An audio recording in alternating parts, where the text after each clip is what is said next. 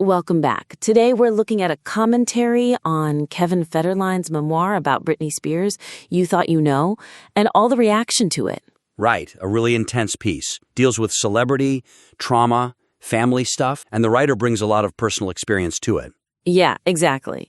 And let's dive right in there, because that personal angle, mentioning time in psych hospitals, family mental health struggles, it's immediately arresting. Very unique. Definitely gives it weight. But, and this is our first point, that connection needs to be woven into the analysis more actively.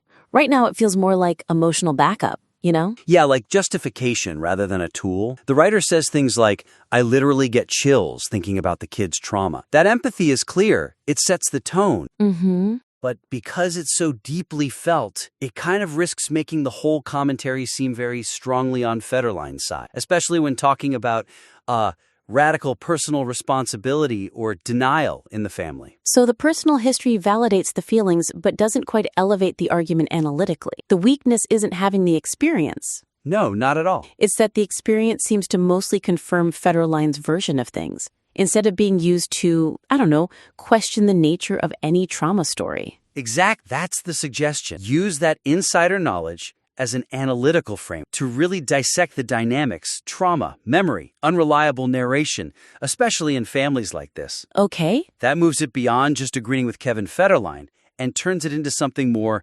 insightful about how these stories even get told. Right. So, take those specific anecdotes, the knife at the door, the stuff about substance use. The commentary uses them for emotional punch right now. Yeah, big impact moments. But maybe using that deep personal understanding, could it be used to question the accounts themselves? Like when Federline says, love doesn't erase the trauma. Uh-huh. Instead of just nodding along because, I've seen trauma, could the writer use their specific insights to analyze how trauma might affect the reliability of anyone's account, even Federline or the kids? That's a much sharper angle. Asking, how does my knowledge of trauma mechanics make me read this narrative structure differently? Yeah. You could explore things like, how high trauma childhoods might lead kids to, maybe unintentionally, mix up events or feeling. Protective mechanisms kicking in. Or even Federline himself. Does his own history maybe make him remember or frame things in a specific way? Precisely. Apply that personal lens to the whole system of dysfunction, not just assigning blame. It takes it from just an informed take to, deeply informed analysis. Okay, that makes sense. It raises the bar. Let's shift to the second point. The commentary does a good job laying out why the public is skeptical about the book's timing. The money angle. Yeah. But it kind of summarizes it and then moves on. Doesn't fully wrestle with it. Yeah, that financial counter-narrative is huge in the public conversation, right? The idea it's a money grab because the youngest son turned 18, child support ran out. Right. And the commentary acknowledges this, but it sort of treats it like an obstacle to get past before we can believe Federline's concerns about the kids. That's the weakness. It presents these two things, the financial motive, the safety motive, but doesn't really make them clash or reconcile them. And you kind of have to, don't you? If you want people to take the safety claim seriously, you need to show you've taken the financial reality seriously too. You can't just brush it off. So the suggestion is to really dedicate some space to it. Model how to hold both things at once. Contrast that money motive directly with the parental concern motive. Yeah, get into that tension. How does having both a potential financial reason and potentially genuine protective feelings, how does that affect how we read the whole memoir? That's way more interesting. So maybe pose a direct question, a thought experiment for the reader. Use the facts. Like, okay, if the main driving force was only protecting the kids, why wasn't this book out years ago when the kids were younger? And according to these stories, the risk was maybe even higher. That's a tough question.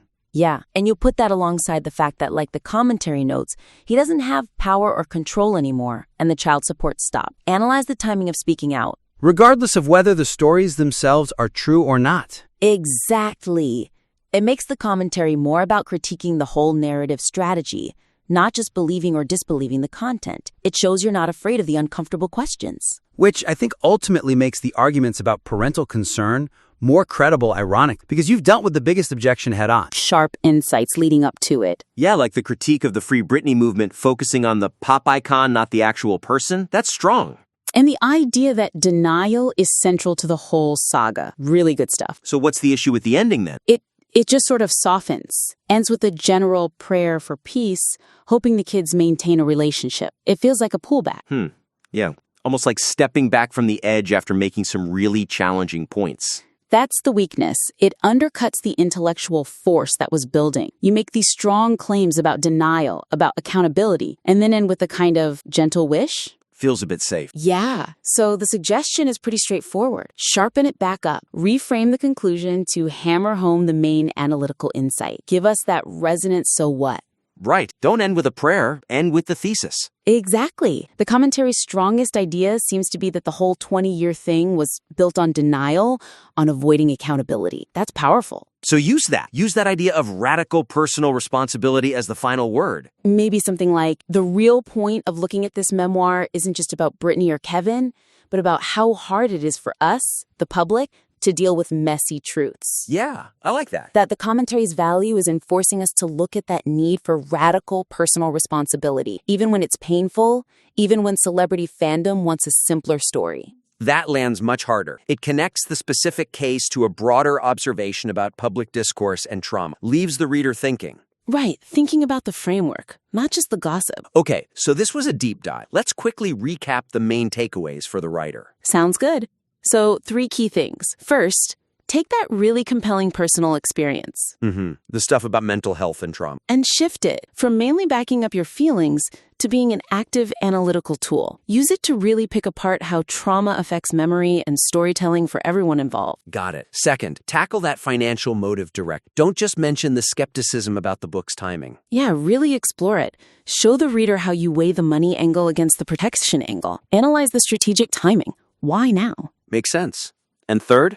Sharpen that conclusion. Resist the urge to soften the landing with wishes for peace. Right. End strong. Restate your core insight about denial and the difficult idea of radical personal responsibility being central to understanding this whole saga. Exactly. Make those changes, and this already strong piece will be even more impactful and nuanced. And we absolutely encourage you to revise and send it back our way. We'd love to see how it evolves.